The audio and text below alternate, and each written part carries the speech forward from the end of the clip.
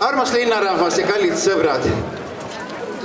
Üks Ameerika Ühendriikide õpetusteadlasi, kooliõpetaja 30 raamatu autor Mary Ellen Chase on öelnud need unustamatud sõnad. Jõulud ei ole mitte kuupäev, vaid meeleseisund. Ja seda ma teile soovin, seda sisemist adumist, sisemist äramõistmist, sisemist tunnetust, mis ja kuidas moodi need jõulud on. Prohvet Miika ütleb 710-730 aastat tagasi enne lunastaja maailma tulekut, et Betlemast tuleb rahuvürst.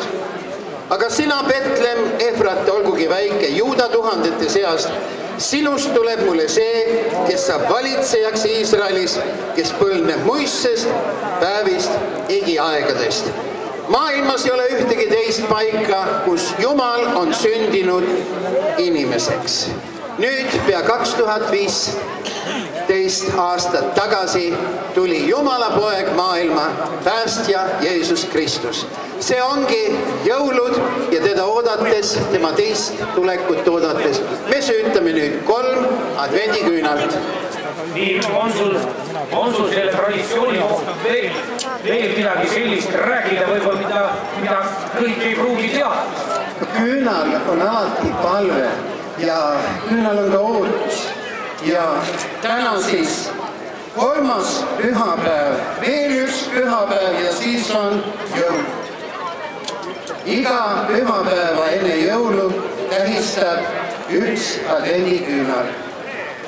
Siin on meie esimene lunastaja on sündimas maailma. Ta on taas tulemas. Kui vana see traditsioon on? See on ikka hästi vana.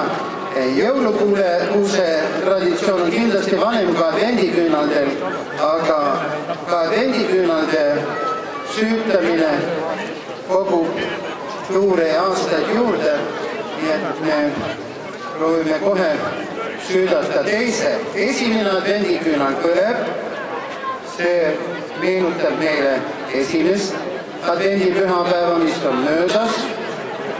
Teine süttib just praegu teie silme ees. Nii, no näed, ega see ei ole kohe läheb, aga räägi sellest laupäevasest teost või sellest üritusest seal Oleviste kirikus. Kas kõik võivad siis tulla? Laupäevasele peale 20. detsembri selle eeloleval laupäeval on tõesti kogu linnarahvas oodatud.